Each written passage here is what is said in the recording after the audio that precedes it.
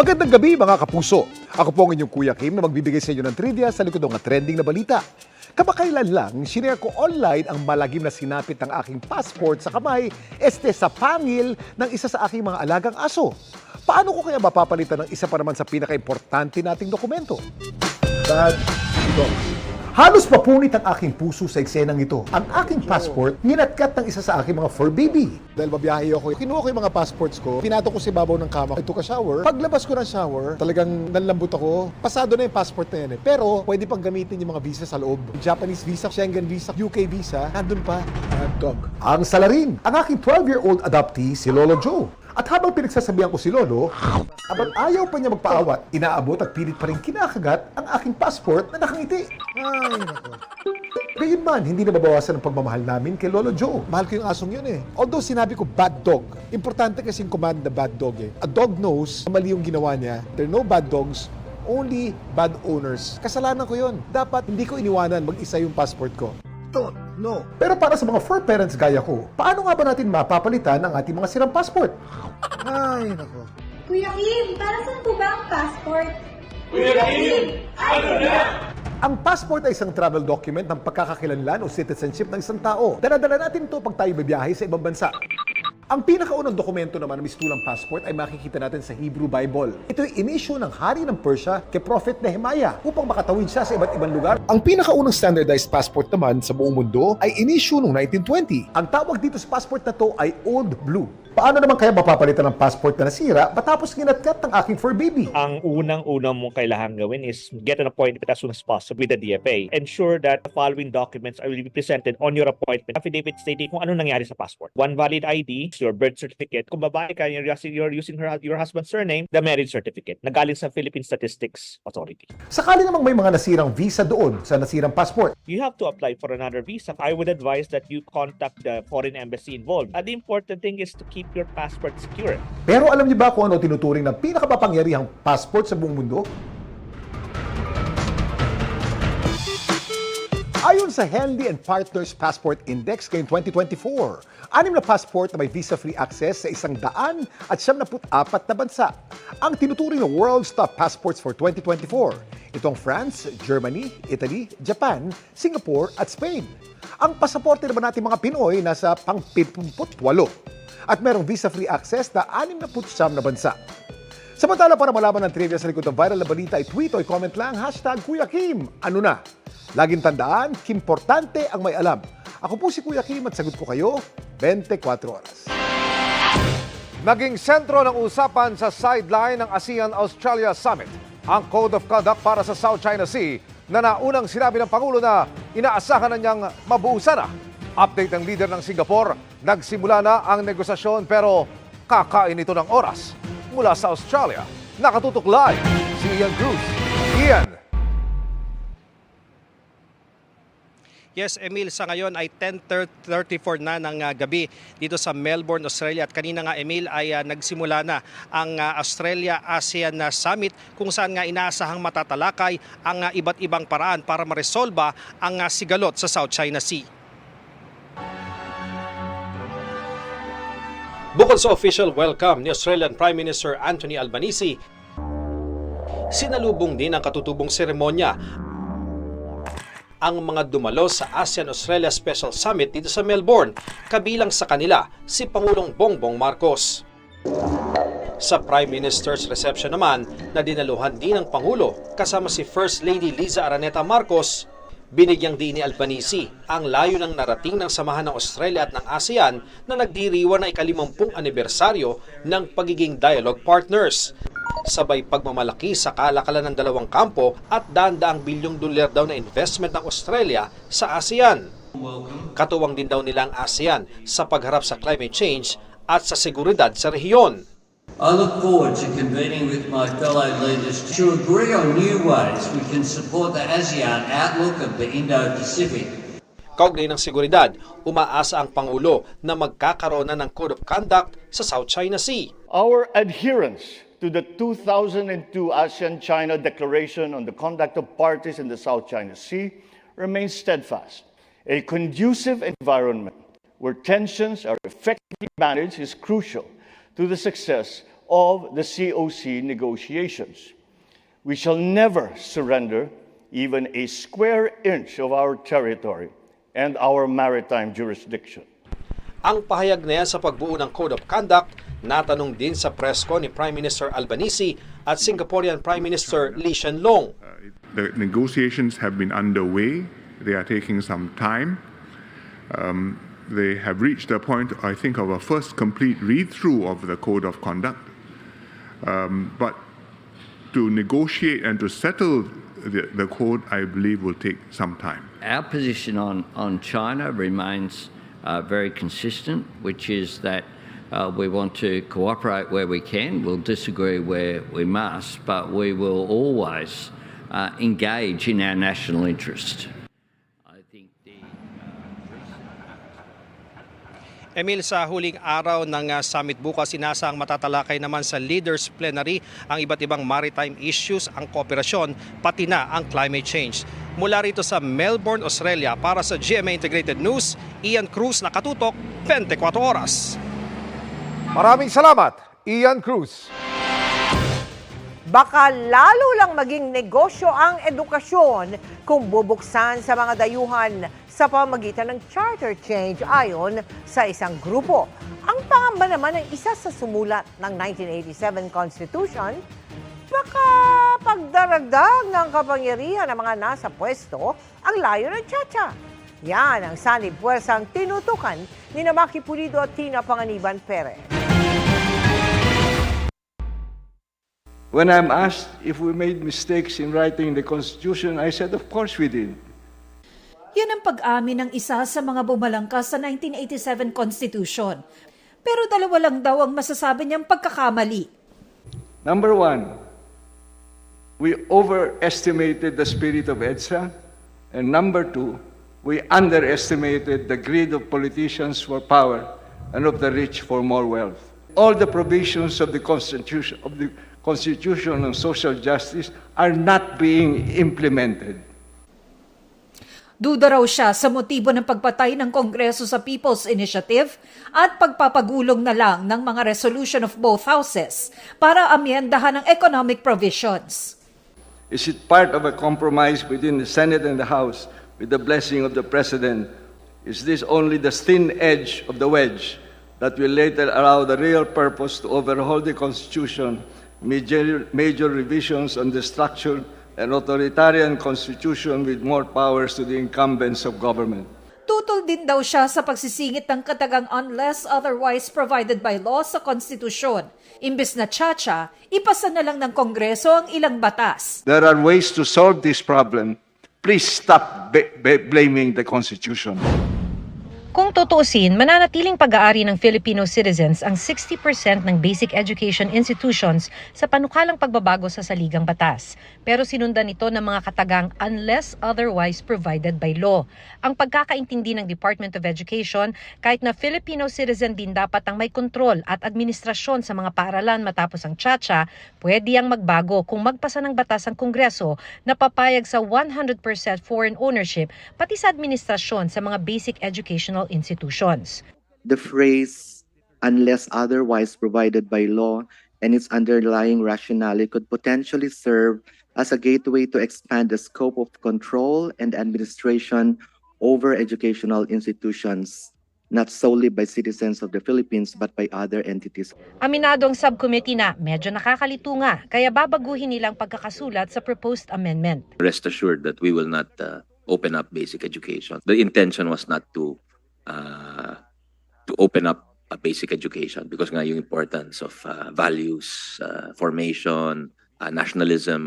Di tulad ng DepEd, gusto ang pagbubukas sa dayuhan ng Commission on Higher Education na siyang namamahala sa mga kolehiyo at universidad. So that we will be able to provide additional options to students who want to pursue their education in foreign universities here, help internationalize higher education, facilitate university-to-university linkages between Philippine and foreign universities. Pero ingat, sabi ng Government Academe Industry Network, maaari raw gawing negosyo lang ang ating educational institutions. The experience of many of these foreign investors is when they make money, they sell it again and then you have new investors coming in. Para sa GMA Integrated News, Maki Pulido, Ina Panganiban Perez. Nakatuto kami 24 oras. Sama-samang nagbigay pugay sa ikalawang araw ng bural ang mga kaanak, malalapit na kaibigan at dating nakatrabaho ni Jacqueline Jose. Nagpaabot din ng pasasalamat ang pamilya ng namayapang award-winning actress sa pagmamahal at suporta. Yan ang live report ni Nelson Canlas. Nelson? Iya sa ikalawang gabi ng burol para sa namayapang premyadong aktres na si Jacqueline Jose, bumuhos ang pakikiramay ng mga malalapit sa kanya sa showbiz.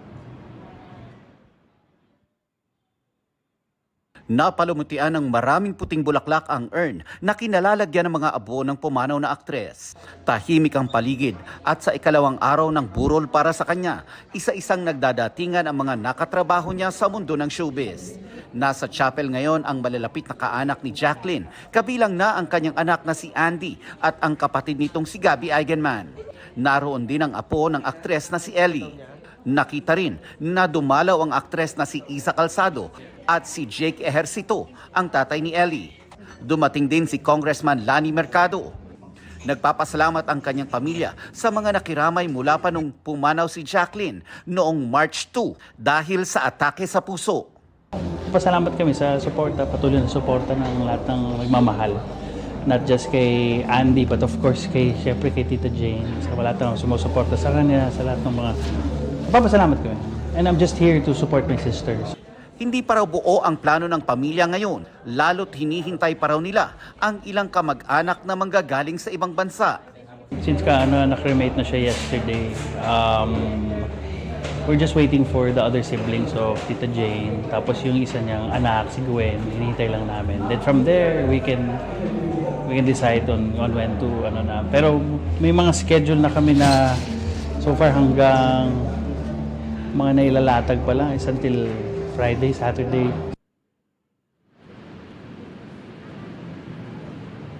Iya nakakasa na rin ang ilang tributes na ibibigay ng iba't ibang grupo at network na nakatrabaho ng itinuturing na isa sa Philippine showbiz icons. Magsisimula ito ngayong gabi hanggang sa araw ng inurnment o paglagak ng kanyang abo sa huling hantungan. Mula dito sa Quezon City, ako si Nelson Canlas. Balik sa iyo, Iya.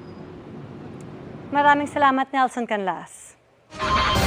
Dahon ng ampalaya bilang gamot, isa lang yan sa 4 na herbal medicine na pasado na sa clinical trials na tumagal ng hindi bababa sa 7 taon. Ang iba't ibang sakit kung saan sila mabisa, alamin po sa pagtutok ni Mariz Umali.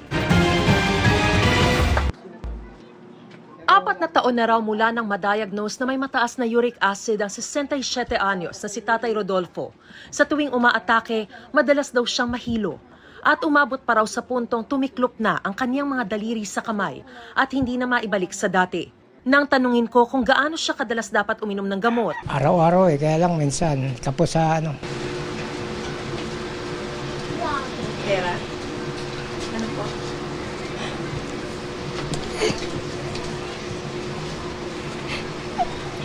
magastos. Marami pa ang katulad ni Tatay Rodolfo na iniinda na lang ang mga sakit dahil sa mahal, dalas at dami ng kailangang inumin.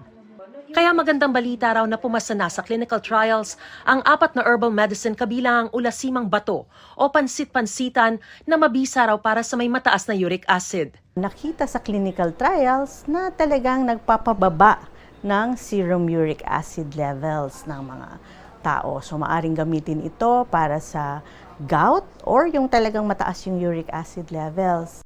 Kabilang din sa mga nakapasa na sa clinical trial ang dahon ng ampalaya na mabisa raw para sa diabetes. Pasado rin ang yerba buena na magandang analgesic o pain reliever. At siya ang gubat na napatunayang magandang gamot para sa sakit ng tiyan, pagtatae, pati na rin yung may bato sa apdo.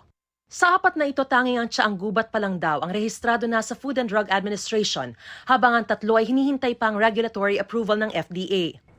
7 hanggang 10 taon daw inabot ang clinical trial para sa 4 na halamang gamot na ito para masiguro ang bisa at kaligtasan ng mga iinom nito at oras na maaprubahan ito ng FDA. Napakalaking tulong daw ang maibibigay nito sa publiko, lalo't di hamak na mas mura rin ito. In terms of side effects, we've seen very good results in the clinical trials. No?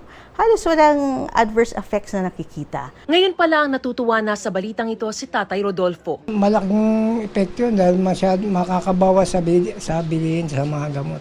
Para sa GMA Integrated News, Mariz Umali nakatutok, 24 oras. In good spirits daw si dating First Lady Imelda Marcos na kasalukuyang nasa ospital ayon sa anak niyang si Pangulong Bongbong Marcos. Ayon sa Pangulo na nakausap ang mga doktor ng dating First Lady, bagyang nagkaroon ng pneumonia at nilalagnat ang kanyang ina. Binigyan daw siya ng mga doktor ng antibiotics at makakatulong sa kanyang paggaling. Hindi rin daw nahihirapang huminga ang dating First Lady na sa ngayon ay nagpapahinga. Nagpasalamat si Senate President Juan Miguel Zubiri sa mga senador na nagpahayag ng suporta sa kanya. Kasunod ito ng pinirmahang pahayag ng 14 na senador na nagdedeklara ng suporta sa liderato ni Zubiri sa Senado sa gitna ng alingas-ngas na may tangkang patalsikin siya bilang Senate President. Ayon kay Zubiri, ang suporta ng mga senador ay marka ng isang matatag na Senado na hindi natitinag ng anumang ingay. Mas lalo raw lumakas ang loob ni Zubiri na ipagpatuloy ang kanyang pagiging Senate President. She's about to sparkle brighter dahil bahagi na rin ng Sparkle GMA Artist Center si Black Rider star Herlene Budol. At mas lalo raw siyang ganado ngayong magtrabaho at may big step pa para sa kanyang acting career. Makichika kay Lars Santiago. Dati pera-pera lang po ako. Sabi ko, yes, may racket, pera na naman to. Kung noon, source of income lang ang pag-aartista para kay Black Rider star Herlene Budol. Ngayon, Excited po ako, hindi lang dahil sa pera. Excited po ako kasi parang ina-enjoy ko na po yung pag-acting ko. mas seryoso at mas gusto pangaraw niyang pagbutihin ang bawat role na pinagkakatiwala sa kanya. Katunayan, Nag-acting workshop na po ako, kaya first time ko po nag-acting workshop. Kaya parang sobrang na-excite po ako kung ano pa po yung kaya kong gawin. sa kanyang pagpirma ng kontrata sa Sparkle GMA Artist Center, damang-dama raw ni Herlene ang pagkakaroon ng bagong pamilya. Feeling ko po safe na po ako kasi may bahay na po ako talaga na feeling ko dumami po yung magulang ko. Tsaka syempre as anak ba ng GMA, mas pag-iigihan ko pa ho. Nanguna sa contract signing sina GMA Senior Vice President Attorney Annette Gozon Valdez at Sparkle Vice President Joy Romina Marcelo. Nakakatuwa siya panoorin eh. Parang enjoy na enjoy ako pag nakikita ko siya sa mga soap opera, pag nakikita ko siya nag-host. So, talagang refreshing siya in a way sa paningin ko and sa paningin ng mga viewers. So, I'm sure malayong-malayo pa yung mararating ni Herlene. Sa ngayon, abala si Herlene sa GMA Action Prime series na Black Rider, kung saan kasama rin niya ang dating manager at ngayon ay advisor na si Wilbert Tolentino. Nako, Tito Lars, sobrang galing niya. Wide shot, tight shot, safety shot.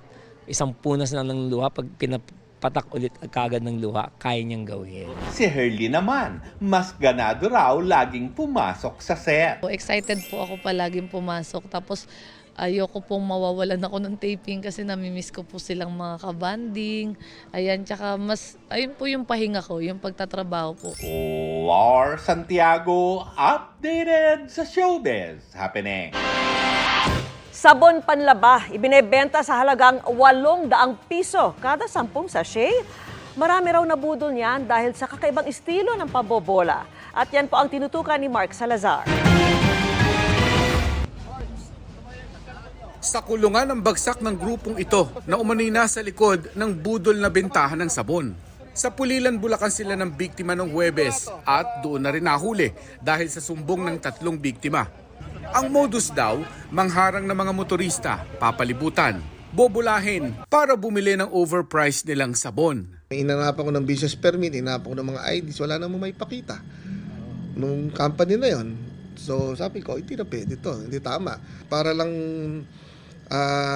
maimbestigahan na mas maigi, pinasakay ko lahat doon sa L300 niya, pinadrive ko yung sasakyan, punta kami ng police station.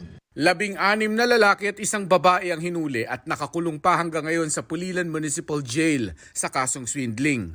3 lang nag-complain. Pero kung titingnan mo, marami. Ang nakakatuwa, nung nasa munisipyo, pati mga taong munisipyo sinabi, buti nakuha nyo yan, nadali rin ako niyan eh. Isa sa 3 naghain ng reklamo si Tatay Romy Barcelona. Kasama niya raw ang misis niya sa minamaneho niyang tricycle nang harangin sila ng mga suspect. Nung makita yung pangalan ko, Barcelona ka pa rin, Eka. Magkamag-anak pala, Eka, tayo. Ganun sabi niya. Hindi ko naisip na ako naloko na rin sa magkamag-anak kaming dalawa. Sa matamis na salita at malakuyog na estilo ng grupo, napabili raw siya ng 10 sachet ng powder detergent. Pero ang presyo, 800 pesos. Lagas tuloy ang 1,000 pisong pamalengke nila. Ang bibili nga lang namin para doon sa magluluto nga at birthday ko nga noon. Meron kaming spaghetti tapos magkakaldereta ng manok mga pangsahog. Yung pera nga, hindi maraming sabon. Nung mag-viral ang social media post tungkol sa modus, maraming nag-comment para ikwento ang kaparehong modus na naranasan nila. Nagkakaiba-iba lang ang ibinebentang produkto. Duda ko nga, baka malaking sindikato may mga manager mga ganito eh. Nakausap namin ang mga suspect pero ayaw nilang humarap sa kamera o magbigay ng anumang pahayag. Para sa GMA Integrated News, Mark Salazar, nakatutok 24 oras. Nasa Pilipinas at umakyat din sa isang mataas na gusali ang tinaguriang French Spider-Man na sumikat dahil sa pagkapang sa iba't ibang matatayog na landmark sa buong mundo. Pero tulad sa ilang bansa, arestado rin siya. Ang kanyang ipinaglalaban daw para sa Pilipinas, tinutukan ni Rafi Tima. Walang safety equipment maliban sa baong climbing chalk. Inakyat ng tinaguriang French Spider-Man na si Allen Roberts ang 47 palapag na GT International Tower sa Makati, ang ika-10 pinakamataas na gusali sa bansa. Ito na ang pangalawang beses na inakyat ng sikat na urban free climber ang gusali. Pero marami pa rin sa mga nakakita, napatigil at nabigla. Wala na rin nagawa ang mga security ng gusali, kundi i-monitor ang dahan-dahang pag-akyat ni Robert sa labas ng gusali. Ang Makati Rescue, naglatag pa ng safety mat. Ayon sa Makati Police, pasado alas 8 pa sinimulan ang pag-akyat pero mag-aalas 10 na raw nang may mga tumawag sa kanila para i-report ang insidente. Bawal ang mga ganitong aktibidad dahil mapanganib sa gumagawa at sa publiko. Naalarma lahat yung mga kababayan natin dito sa Makati dahil sa ginawa niya na halos lahat yung mga sasakyan stop na lang para titingnan. Kaya naaresto po siya. Yung pulis po natin will be filing a case of alarm and scandal. Kaya pagkababa, agad siyang inaresto ng Makati Police. Last time I got an amazing experience in Philippines when I got arrested in 2019, and this time I have been treated like a dog. I am 48 kg. I am a totally harmless person. Why are you treating me like the worst criminal ever? That just doesn't make sense. Kilala si Robert sa kanyang pag-akyat sa ilan pang matataas na gusali at istruktura sa iba't ibang panig ng mundo. Ang ginawa daw niyang pag-akyat sa gusali sa Pilipinas, pagsuporta raw niya sa bansa sa issue ng West Philippine Sea. I did it to support the Philippines, but it looks like the Philippines didn't support me much. Dahil sa karanasan, hindi na raw muling aakyat si Robert sa Pilipinas. Paparetiro na rin daw siya, pero posibleng may gawin siyang sorpresa bago ang 2024 Paris Olympics. Itinanggi naman ng Makati Police na minaltrato nila si Roberts. Hindi raw nila bibigyan ito ng special treatment dahil malinaw na may nilabag siyang batas sa bansa.